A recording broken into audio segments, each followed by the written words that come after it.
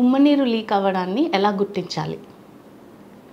ముఖ్యంగా దీంట్లో 3 ఇబ్బందులు పేషెంట్స్ ఎదుర్కొంటారండి ప్రెగ్నెన్సీ టైంలో.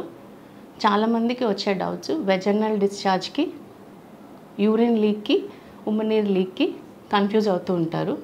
వెజైనల్ డిశ్చార్జ్ అనేది చాలా మినిమల్‌గా జరుగుతది. కొంచెం జిగటగా ఉండడం, పెరుగులాగా ఉండడం, అదర్ సింప్టమ్స్ కొంచెం దురద రావడం ఇలాంటివన్నీ ఉంటాయి. కొంచెం మీ ప్యాంటీకి అంటినట్టు ఉంటుంది. అదే యూరిన్ లీక్ అనేది మీ కంట్రోల్‌లో ఉంటుంది. ఉమ్మనీరు లీక్ అనేది మీ కంట్రోల్‌లో ఉండదు. సో యూరిన్ లీక్ అనేది ఒక్కొక్కసారి దగ్గినా, తుమ్మినా యూరిన్‌కి వెళ్ళడం అనేది జరుగుతుంది. కానీ తర్వాత అది ఆగిపోతుంది.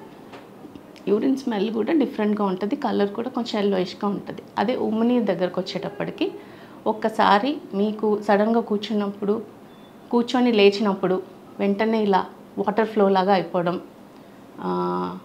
కూర్చుని ఆ బట్టలు తడిచిపోవడం, పడుకొని లేచినప్పుడు బెడ్షీట్ తడిచిపోవడం, బట్టలు తడిచిపోవడం, అంటే అది మీకు కంట్రోల్‌లో ఉండదు. వాటర్ అలా పోతున్నట్టు అనిపిస్తుంది అనమాట. ఉమ్మనీరు ఎప్పుడు క్లియర్ మన కొబ్బరి నీళ్ళు కలర్లో ఉంటాయి. ఒకవేళ లోపల బేబీ స్ట్రెస్కి ఫీల్ అయ్యి మోషన్ పాస్ చేసి ఉంటే ఉమ్మనీరు గ్రీన్ కలర్లో ఉంటాయి. సో ఇలా మీరు డిఫరెన్షియేట్ చేసుకొని వెంటనే డాక్టర్ దగ్గరికి వెళ్ళండి. లేదా యూరిన్ లీక్‌కి, ఉమ్మనీరు లీక్‌కి డిఫరెన్స్ తెలియకపోయినా మీకు ఏ ఇబ్బంది ఉన్నా వెంటనే డాక్టర్ దగ్గరికి వెళ్ళాలి.